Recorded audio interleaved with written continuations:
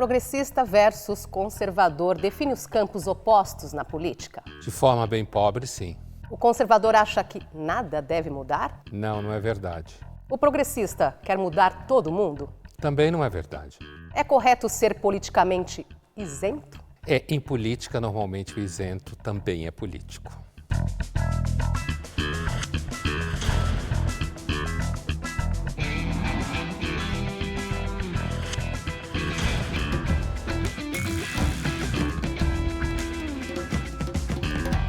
Olá, no Linhas Cruzadas de hoje vamos conversar sobre o que é ser conservador e o que é ser progressista, mas não no contexto da polarização. Vamos entender como essas definições surgiram na história e na filosofia.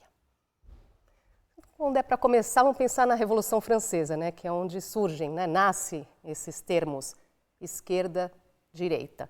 Então, aqueles que defendiam, eram leais à coroa, defendiam a permanência do rei no poder, sentavam-se à direita do presidente da Assembleia, os chamados girondinos. E aqueles que defendiam a Revolução, que defendiam a República, sentavam-se à esquerda, os jacobinos. Então podemos dizer que a origem dessas palavras aí, a princípio, vem de uma organização espacial. Exatamente, Eu acho isso sempre bom de ser lembrado, porque introduz uma variável de incerteza e de acaso, até certo ponto, naquilo que se transformou duas categorias aparentemente muito claras, É claro que a oposição entre esquerda e direita tem territórios em que ela é mais clara e tem territórios em que ela fica menos clara. No caso da Revolução Francesa, se descreveu, então, a Assembleia, se descreveu os Estados Gerais, quando o que aconteceu de fato é que quem estava sentado à direita era mais brando, Os girondinos representavam isso, a Gironda, como eles falavam. Quem sentava à esquerda era republicano e tomou a frente na Revolução, inclusive cortou a cabeça do rei e da rainha, e eram mais radicais, onde estava o famoso Robespierre. A Revolução Francesa, qual é o modelo que ela estabeleceu? Um modelo que começa com muitas bravatas políticas e muitos projetos, e ao longo do processo ela vai degenerando em clareza.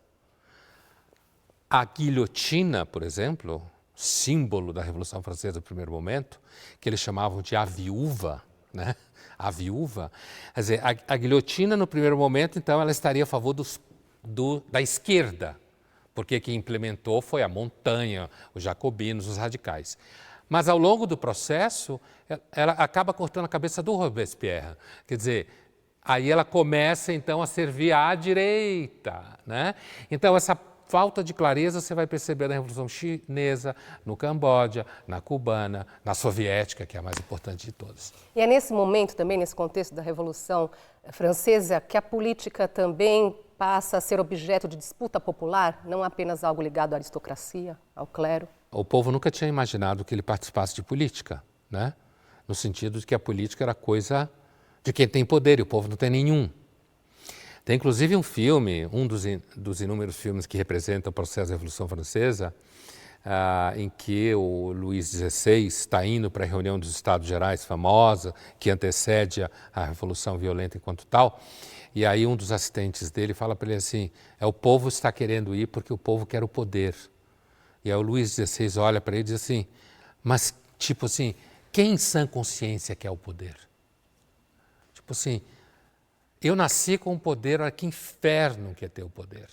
Então, durante muito tempo, na China, há pouco tempo atrás, eu escutei de uma chinesa que política era coisa para técnicos especialistas, certo? Para tocar o país e tal. Então, de fato, na Revolução Francesa, inclusive fruto de muita filosofia, que foi acontecendo, começou a se construir a ideia de que o povo participa do poder. Isso existiu em Atenas, na famosa democracia de Atenas, que durou um pouco mais de 100 anos, e acabou, Era tanta patifaria, fraude, mentira e puxação de tapete, que dizem que enterrou Atenas na guerra contra Esparta. Vamos ver uma cena do filme A Revolução em Paris, que mostra como jacobinos e girondinos defendiam suas ideias. Esse trecho mostra o julgamento do rei Luís XVI.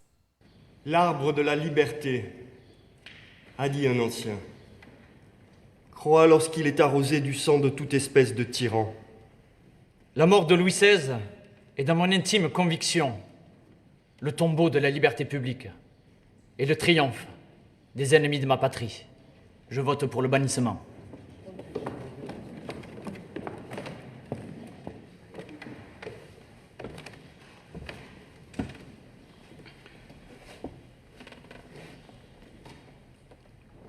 La mort.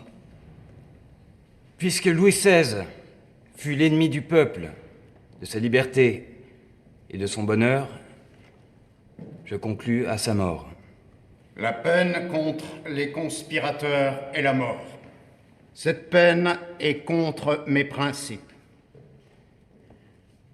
Je ne la voterai jamais.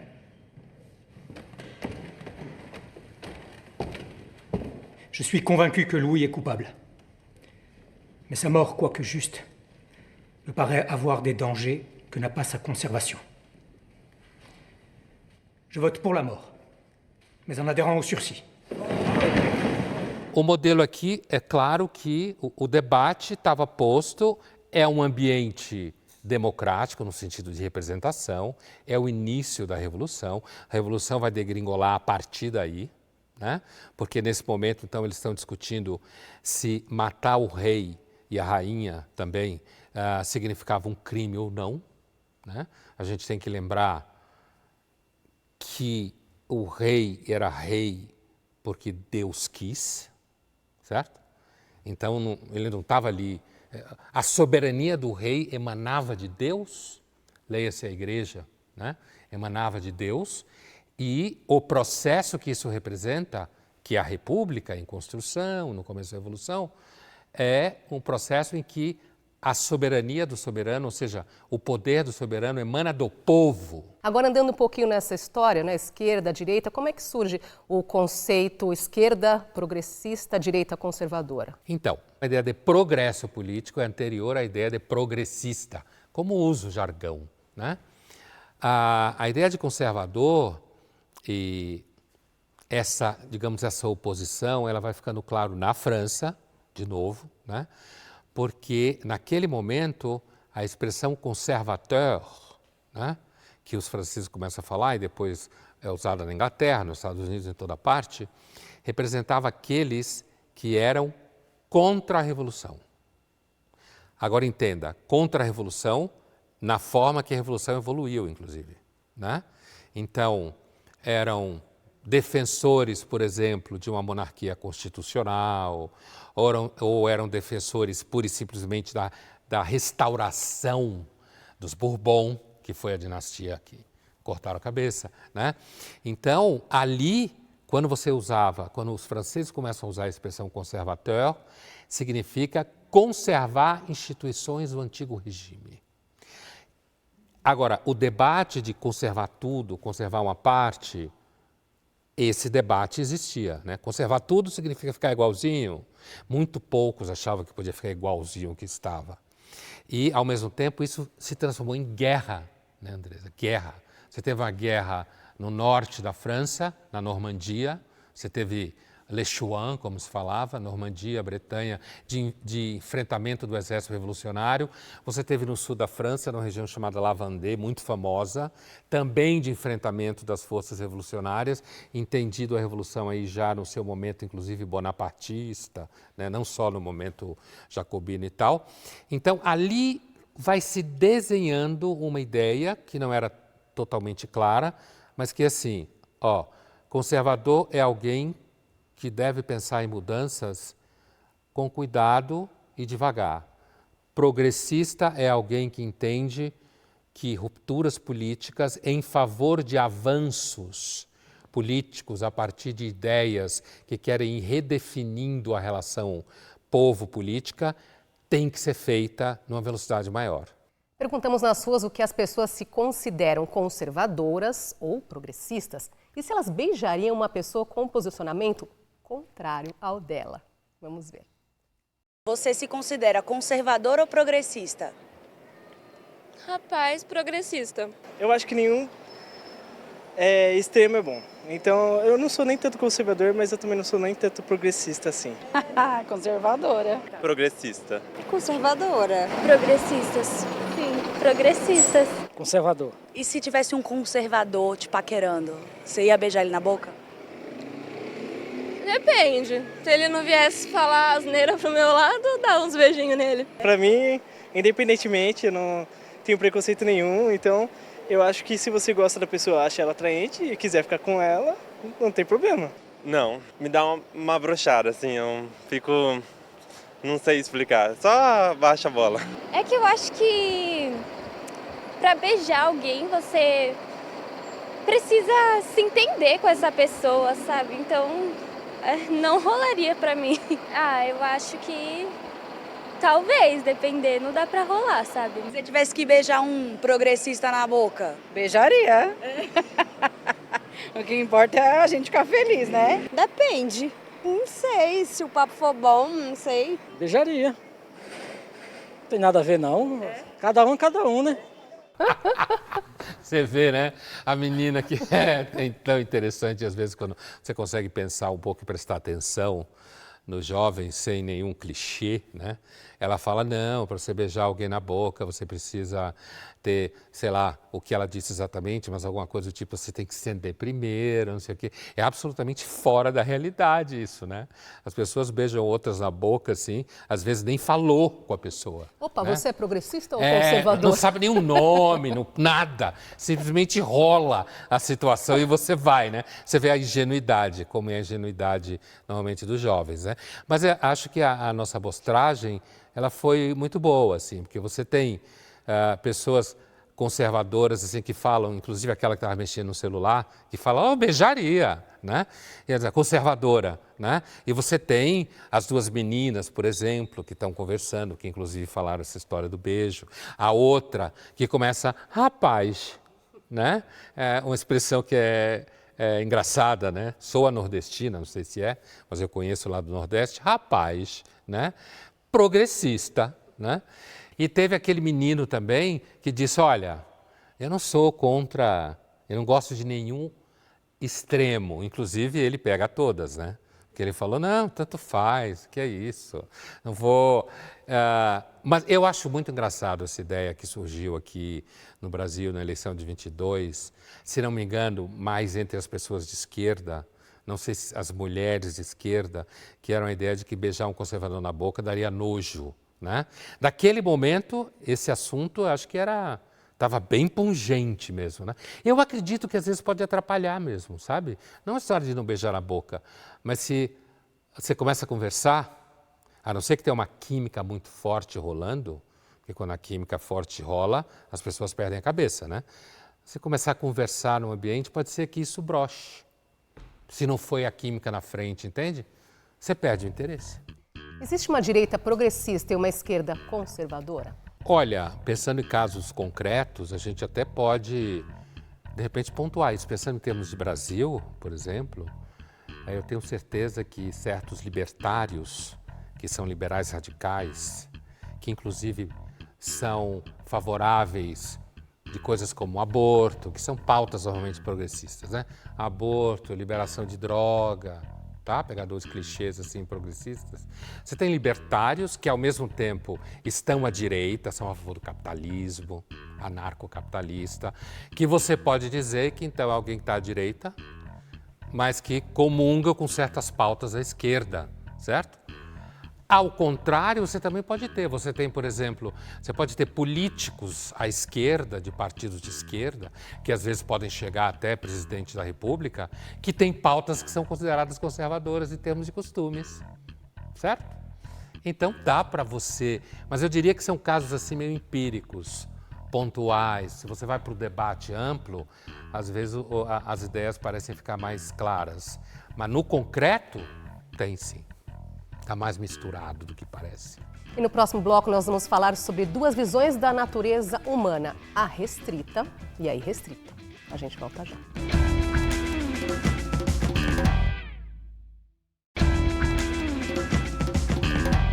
Voltamos a conversar sobre as diferenças entre conservadores e progressistas.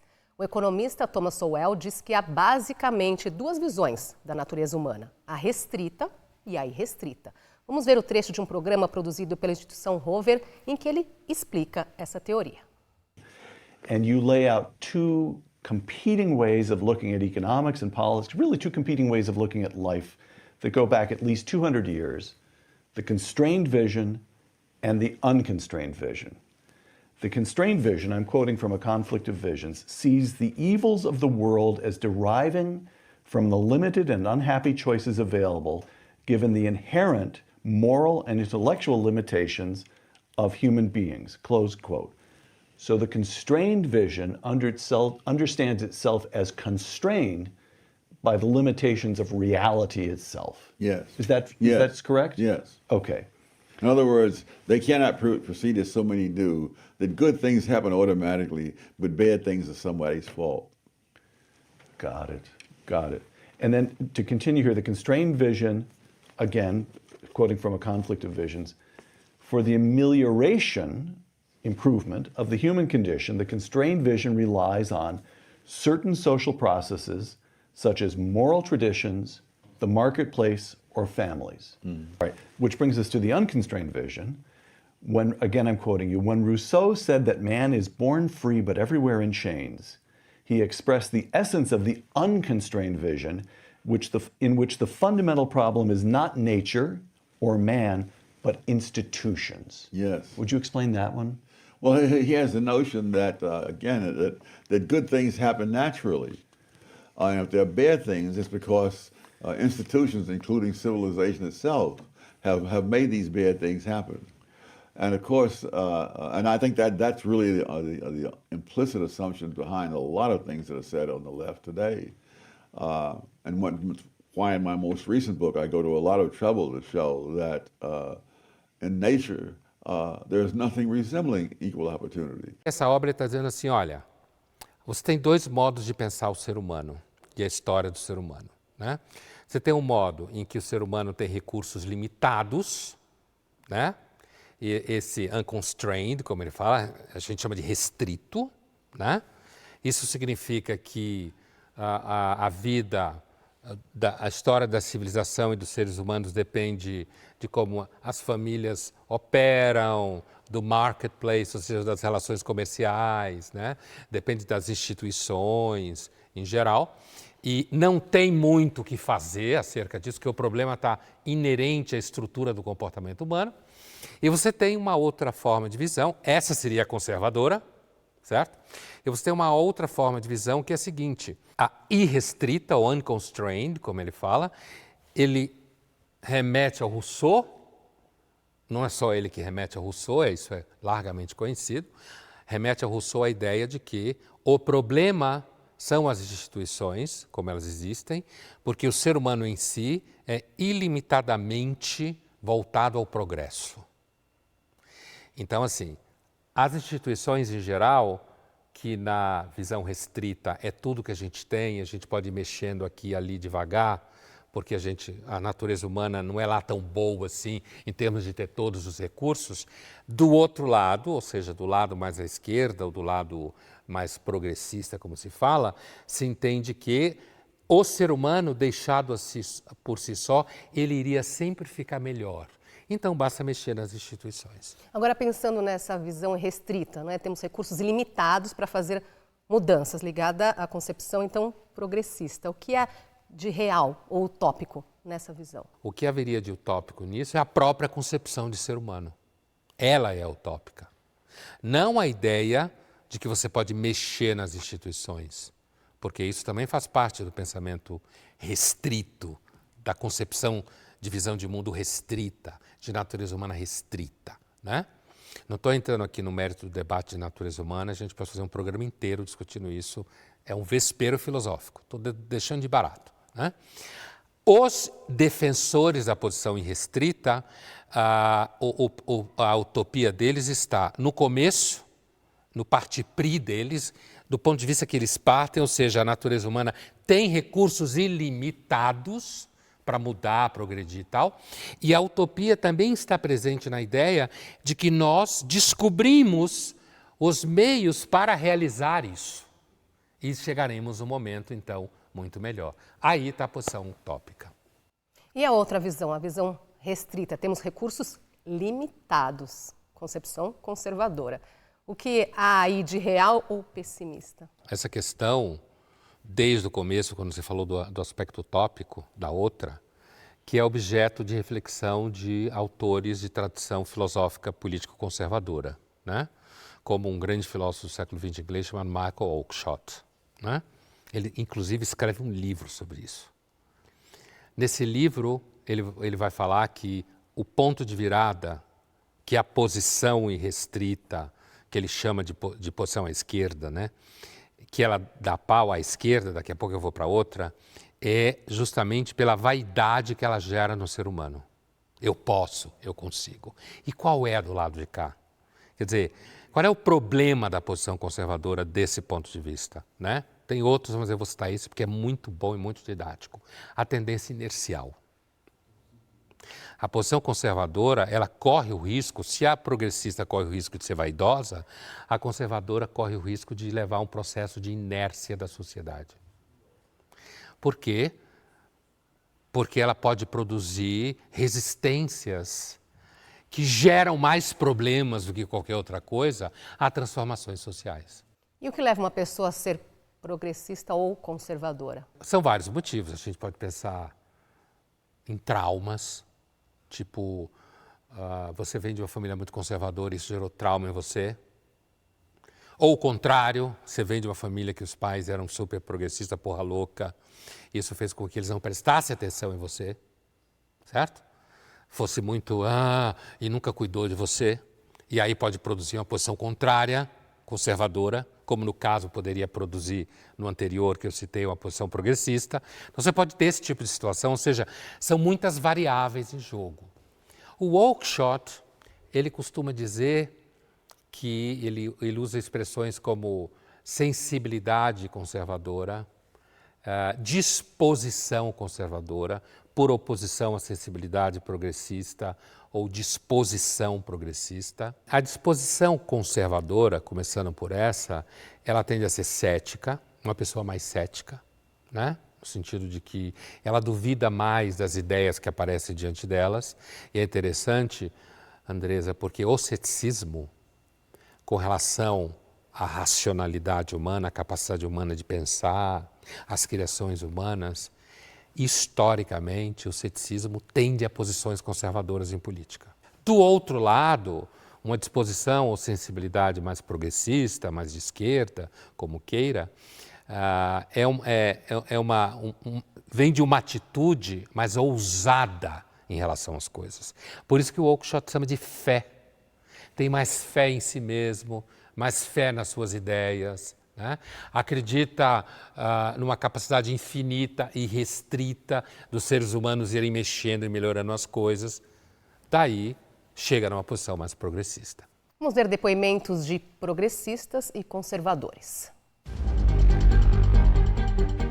Para mim, o cidadão conservador nada mais é do que aquele que prega por manter os antigos costumes, os bons costumes, hábitos, valores que vêm atravessando já gerações e gerações, por conta que eles são os pilares da sociedade.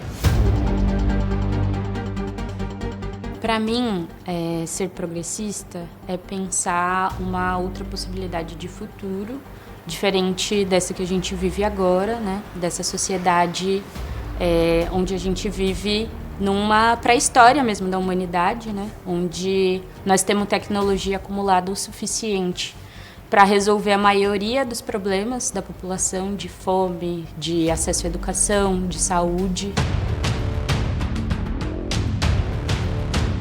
Construir algo é muito difícil, só que destruir é extremamente fácil. Então nós temos que pregar esses valores, temos que lutar para mantê-los de pé, porque eles são os pilares. Não tem como a gente tentar derrubar, por conta de mudanças repentinas, esses valores que já vêm resistindo há muito tempo, já que eles têm dado certo. Eles são os responsáveis para chegarmos até aqui.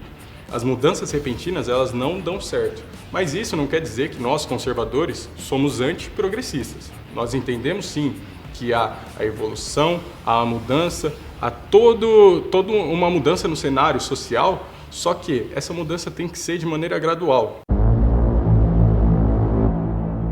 Pensar um outro tipo de sociedade é urgente e cabe a cada um de nós, na nossa avaliação, se organizar para transformar essa realidade, né? Não retroceder, como muitas vezes acontece, né? Uma série de movimentações políticas, cada vez mais a gente sendo ameaçado a voltar ao passado, né? Para a gente, eu diria que pensar num futuro diferente, né? Transformar, passa por uma transformação radical dessa sociedade, né? Colocar uma sociedade onde o lucro não esteja acima da vida mesmo, e para nós essa sociedade se chama socialismo, né? O conservadorismo hoje, ele se caracteriza principalmente por um retrocesso mesmo da sociedade. A principal diferença entre o conservadorismo e o progressismo é que nós, conservadores, nós lutamos para que permaneçam os bons costumes, os valores, para que as mudanças sejam vagarosas e não tenha nenhuma mudança súbita. A gente prega pela família, pela liberdade de expressão, pela liberdade econômica, pelos valores antigos passados através das gerações familiares. Então, esses são os nossos pilares. A gente acredita muito, religiosidade, seja ela qual for a sua, a gente defende muito essa causa. Para nós, o progressismo ele é um caminho que nós precisamos alçar um outro tipo de sociedade. E essa sociedade tem um nome, se chama Sociedade Socialista, que é o futuro da humanidade. Hoje, nós estamos vivendo um processo pré-histórico da humanidade, que é o capitalismo, que você não tem acesso à sua sobrevivência, né? Nós podemos fazer uma ruptura, né, dessa lógica conservadora, dessa ameaça à humanidade, e construir uma sociedade onde a exploração não exista. E o socialismo serve para isso.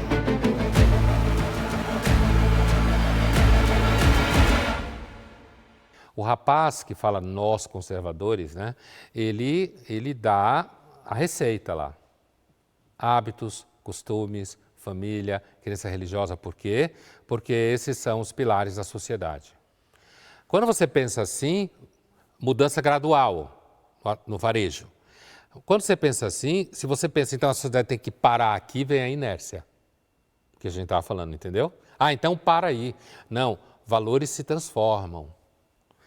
Modos, instituições se transformam. Não é assim, vamos ficar só aqui. Apesar de que hábitos e costumes que não foram construídos racionalmente sustenta muito a sociedade. A menina, quando ela fala a ideia de que a posição progressista seria uma posição que pensa numa sociedade melhor do que essa, ela está corretíssima, né? Que pensa na possibilidade de transformação do mundo, ela está corretíssima. O mundo precisa se transformar numa série de coisas. O problema vem na operação. Primeiro, ela está falando uma cartilha marxista simples. Por isso que ela usa a pré-história nesse sentido. Antes do comunismo é tudo pré-história, que do ponto de vista seja lá, da antropologia, da paleontologia, é um absurdo isso, né? Mas aí, ela também fala que o futuro é socialismo. Aí ela está bem engajada numa ideologia específica. Eu posso ser progressista e não ser socialista. Um problema que tem no pensamento de alguns progressistas, que nem todos pensam assim, uma mudança radical da sociedade. Você não precisa ser, para ser progressista, você não precisa pensar nisso, dessa forma. Uma mudança radical da sociedade. Quem vai fazer essa mudança? Robespierre? Lenin? Mao Tse-tung? Quantos nós vamos matar para isso? E daqui a pouco nós vamos falar mais sobre os conservadores. Não saia daí.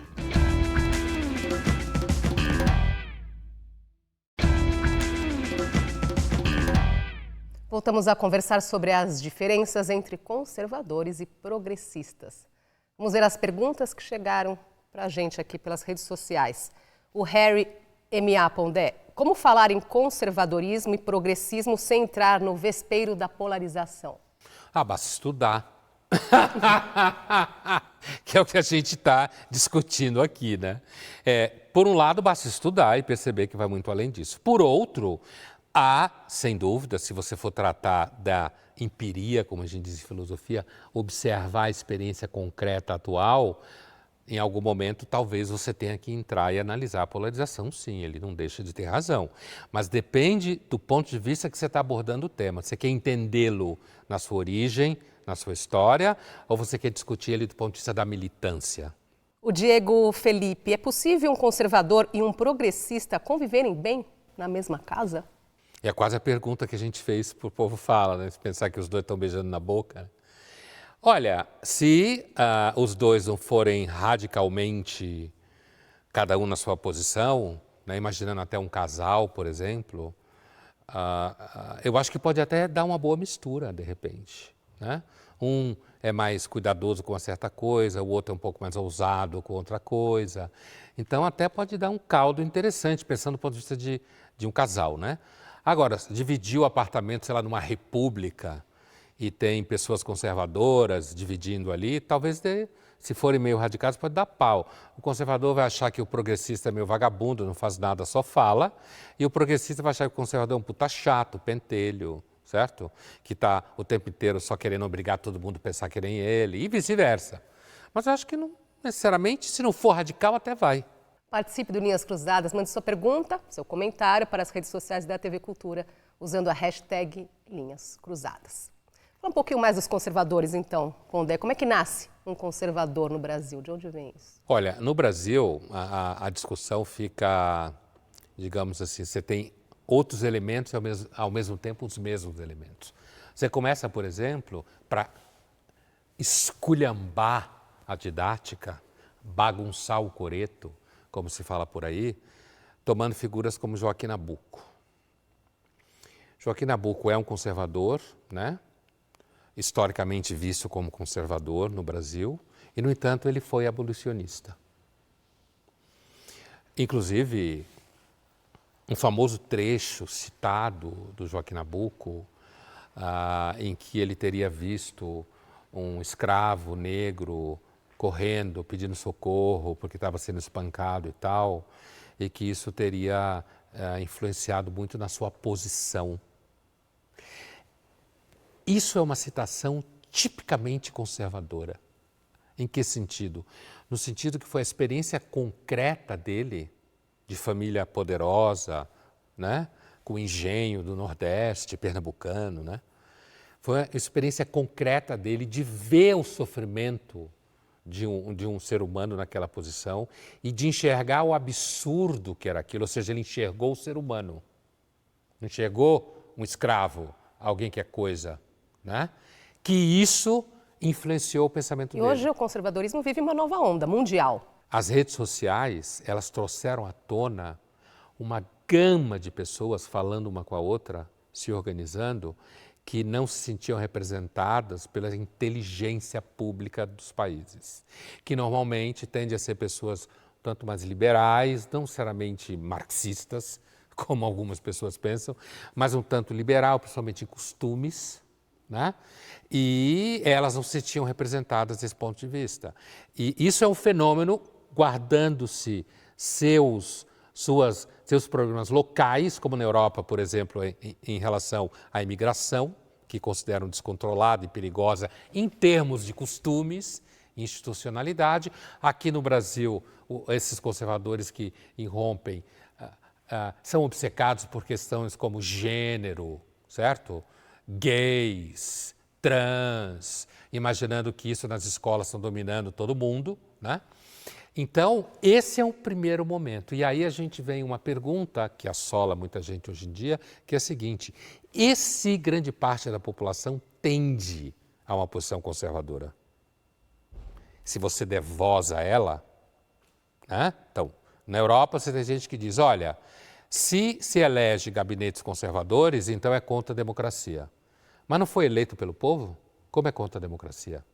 A sociedade andou muito, deu voltas, se transformou, sabe? Sofreu muito impacto com a emergência de conteúdos que circulam pelas redes, né? Que cria desorientação em muita gente, inclusive do ponto de vista da criação dos filhos, né? Que é um tema que é muito agudo. Vou trazer aqui então os dados para ilustrar nossa conversa. O Instituto de Pesquisa Datafolha criou uma metodologia para identificar valores conservadores na sociedade brasileira.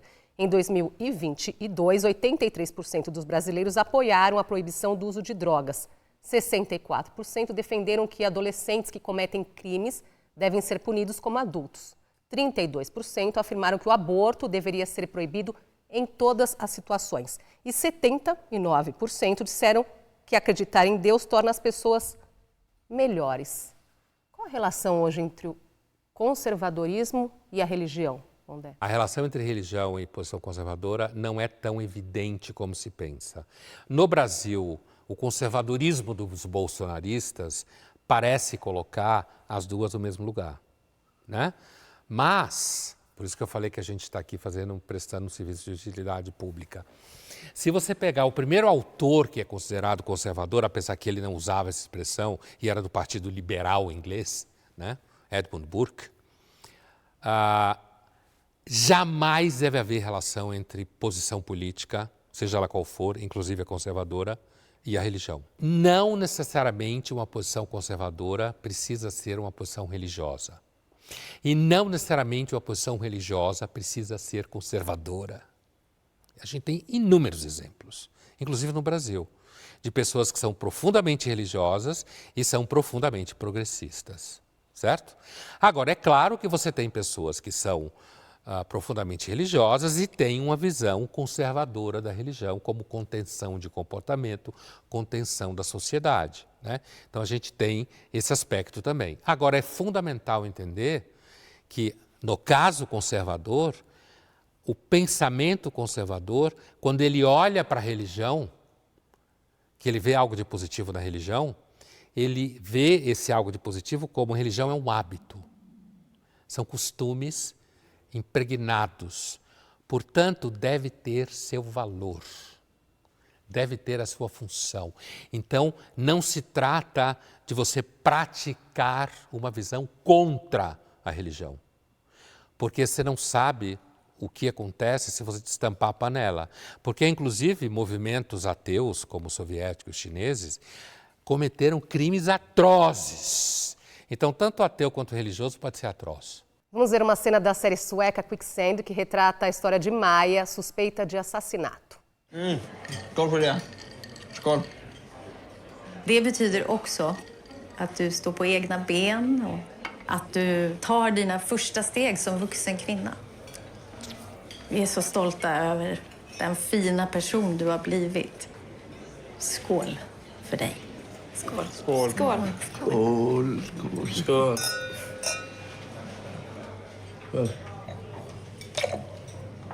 Vad är det för jävla rävpiss det här? Fy fan. Hallå? Ja, vad önskas? Ja, det önskas något att dricka, tack. Det är helst något som ingen har pissat i.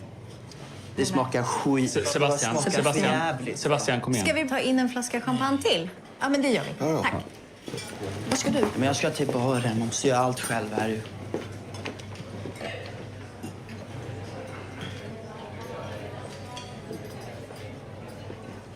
Hur länge har det här pågått?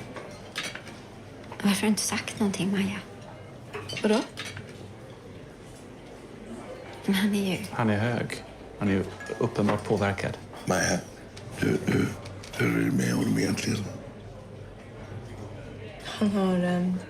Han har ju druckit en del, men han går också på mediciner. Ja. Jag vill att du åker hem med oss ikväll. Glöm det. Maja! Det är min 18-årsdag, okej? Och jag vill ha kul. Ni får inte förstöra det här för mig. Nej, älskling. Vi vill bara att... Vi är bara oroliga för dig. Tack, men det är lite sent påtänkt. Vi vill inte att du följer med Sebastian när han är i det här skicket. Men det bestämmer inte ni, okej? Jag blev faktiskt myndig idag. Jag må leva och jag må leva och jag må leva ut i 100:e år.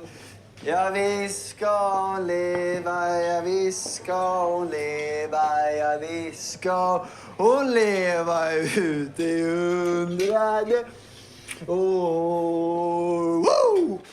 Essa série é muito interessante, além de ser uma série policial sueca, né? Muito interessante, porque a relação dela com essa família, quando ela fala é tarde demais para isso, é porque quando você vê a série toda, você vai percebendo que os pais dela são pais tipicamente do que você imagina do clichê progressista escandinavo europeu. Ela é completamente livre, ela faz tudo o que ela quer. Então, na hora que eles demonstram, você vai para casa hoje, eles não têm nenhuma moral para isso. Eu tenho 18 anos, é tarde demais para isso, ou seja, vocês perderam o momento em que vocês poderiam ter construído algum tipo de atitude em que eu respeitasse vocês, certo? Mas o foco da questão, e aí eu acho importante perceber, é porque nessa série eles não são pais estranhos ao nosso tempo, os pais da Maia. Eles são pais típicos do nosso tempo. São pais que acham que os filhos podem fazer o que quer, ir para onde quiser, que qualquer forma de contenção está equivocada, está errada, e quando eles resolvem fazer isso quando ela tem 18 anos, ela dá o recado, olha, muito tarde para isso, já foi. Você acreditaria num conservador nato que se transformou num progressista de carteirinha? Olha, se eu entendo um conservador nato por alguém que nasceu com um temperamento mais cuidadoso, mais preocupado, né?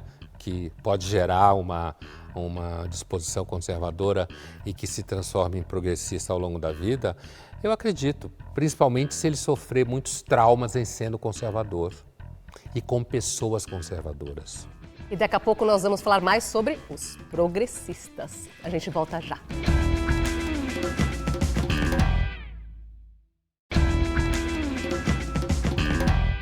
Voltamos a conversar sobre conservadores e progressistas. Por que os progressistas querem tanto mudar o mundo, Pondé? Porque o mundo é ruim, né?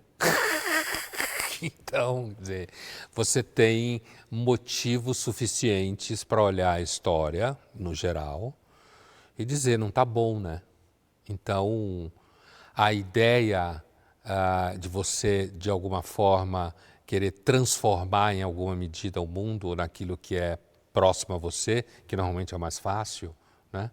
Aquilo que se chama do pelotãozinho em que você vive, me parece absolutamente natural.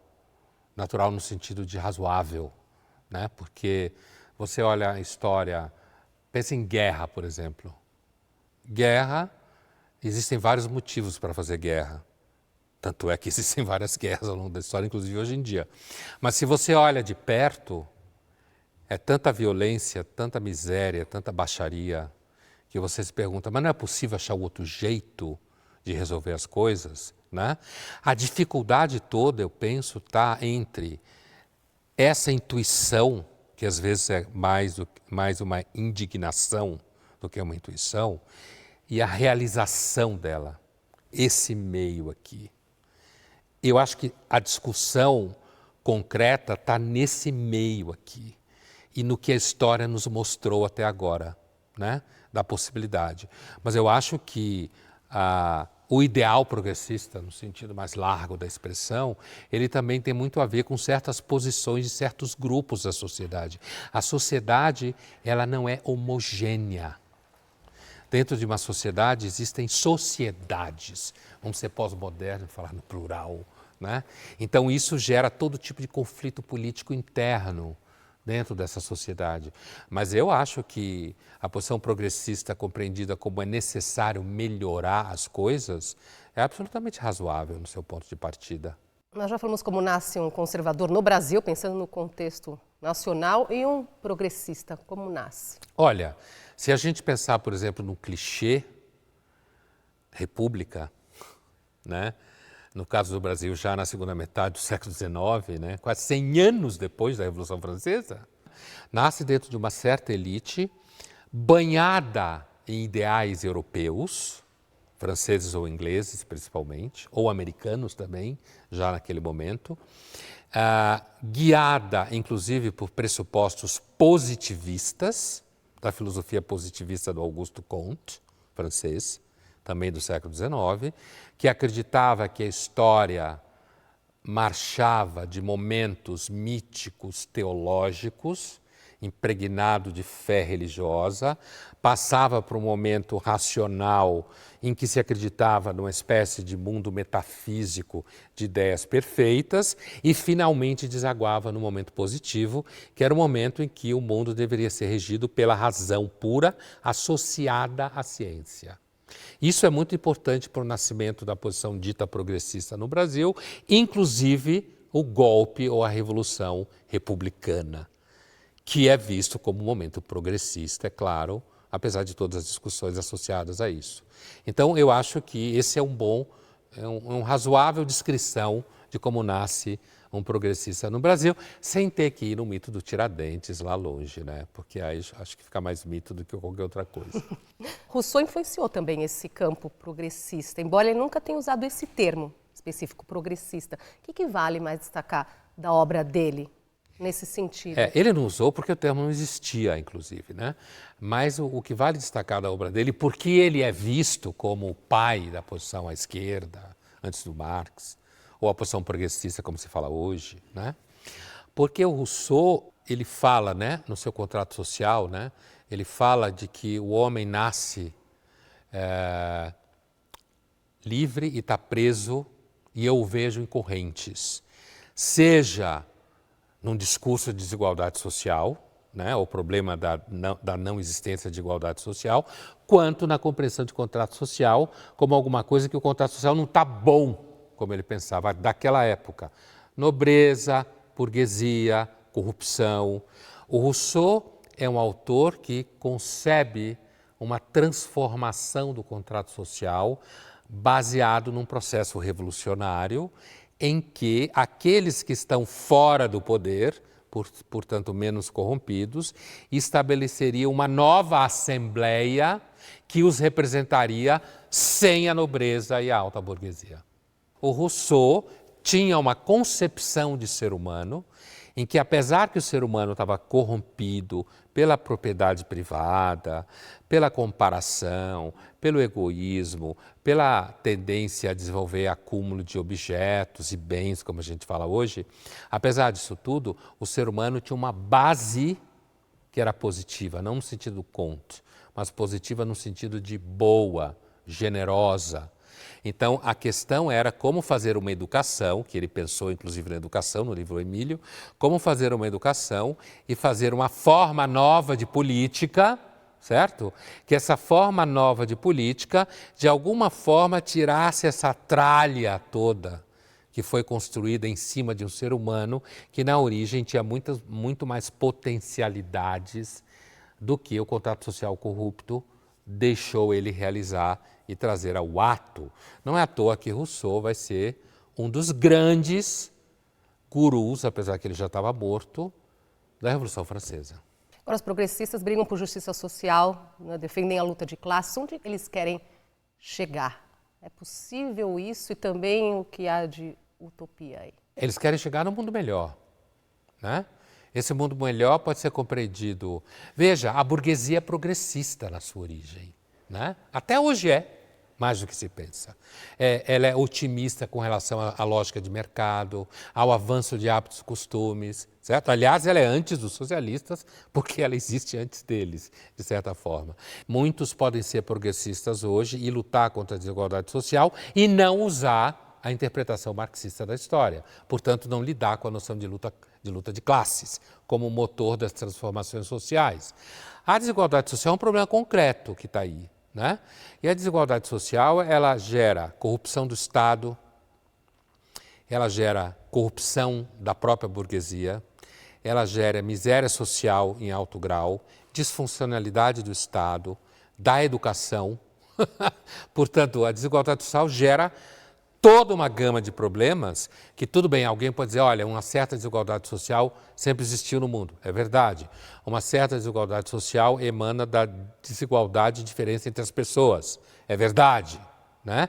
Mas, ao mesmo tempo, o acúmulo da desigualdade social, o abismo entre posições, aí gera uma degeneração da sociedade, que a gente vive um pouco no Brasil e em outros países, né? Olha, Pondé, tem um estudo aqui que foi feito em 2024 pela Genial Quest, encomendado pela Veja, mostrando que entre todas as faixas etárias, apenas as mulheres da geração Z, nascidas entre 1995 e 2008, se situam no campo das ideias progressistas.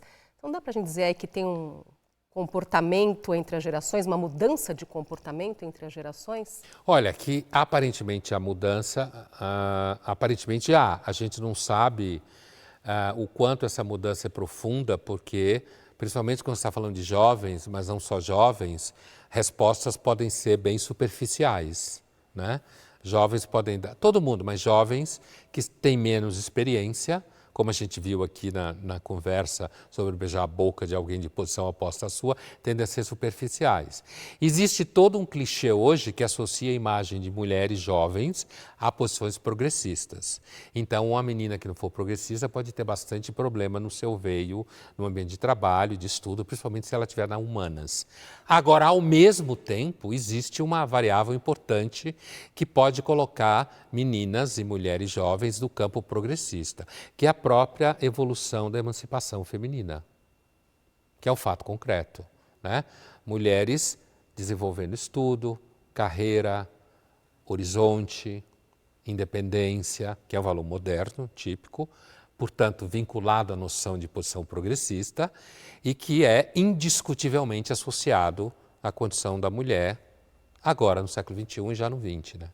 Vamos trazer aqui uma cena do filme Sociedade dos Poetas Mortos, que mostra um professor progressista em uma escola tradicional de meninos. Why do I stand up here? Anybody? To feel taller. No. Thank you for playing, Mr. Dalton. I stand upon my desk to remind myself that we must constantly look at things in a different way.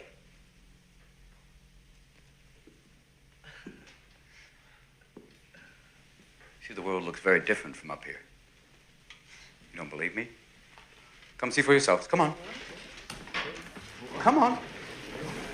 Just when you think you know something, you have to look at it in another way. Even though it may seem silly or wrong, you must try.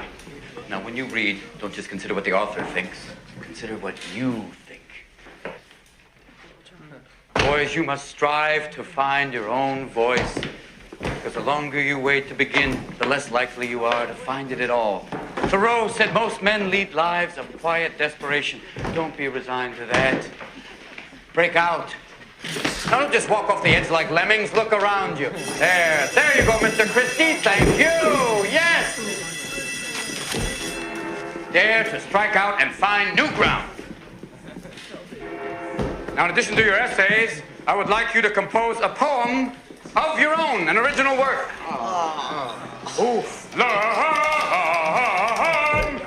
That's right. You have to deliver it aloud in front of the class on Monday. Bonne chance, gentlemen.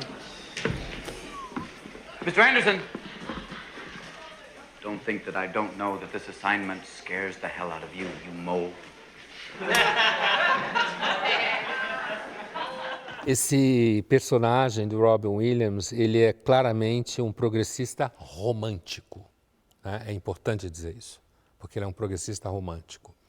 Tanto que ele cita o Thoreau, né? Que é uma figura progressista, romântica, americana, fundamental, né? Essa ideia de a maioria dos homens passam a vida num silêncio desesperador, porque não são capazes de falar com a sua própria voz. Isso é nietzschiano total, né? O Nietzsche fala isso. É difícil na vida você aprender a falar a sua própria língua, ou seja, falar em nome próprio, ser capaz de dizer o que você pensa. Isso é uma utopia romântica clara e do romantismo progressista, sem dúvida nenhuma, do momento. Esse filme, né, já é antigo, com direito a spoiler, né? A gente sabe que a evolução desse personagem, professor, vai ser dramática, porque ele vai apoiar isso nos alunos, e um dos alunos que quer fazer teatro, acaba indo fazer teatro, e o pai é extremamente conservador e repressivo, acha que isso não é coisa de menino sério, e esse menino acaba se matando. É um deles que estava ali, né? Eu sei qual é. Quem viu o filme reconheceu. Então, portanto, o personagem do professor se dá muito mal na escola, porque inclusive a direção começa a achar estranho o método dele. Imagina, se eu hoje mandasse alunos subirem em cima da mesa numa universidade ou numa escola, eu poderia ser demitido do mesmo jeito. Quanto tempo depois desse filme? Hoje, esse filme deve ser nos anos 50, alguma coisa assim. Imagine quando, né? E o filme tem uma coisa importante também, é que no final, quando o professor é demitido, né? Que ele vai meio que se despedir da sala, quando ele está saindo da sala, os alunos todos sobem na mesa, né? Eles sobem na mesa e falam, usam uma expressão que é capitão, né? Como se fosse o capitão do time de futebol, alguma coisa assim, ou beisebol. E essa cena significa o quê? Que eles teriam aprendido a lição. É uma homenagem. Né? É uma homenagem a eles, que eles teriam aprendido a lição. Que, na verdade, se você não for capaz de desenvolver a sua própria língua, como diria o Nietzsche, você vai viver no silêncio desesperador ao longo da vida inteira, o que provavelmente é o que a maioria de nós faz mesmo. Por hoje é só. A gente volta na semana que vem, nós esperamos você. Até lá.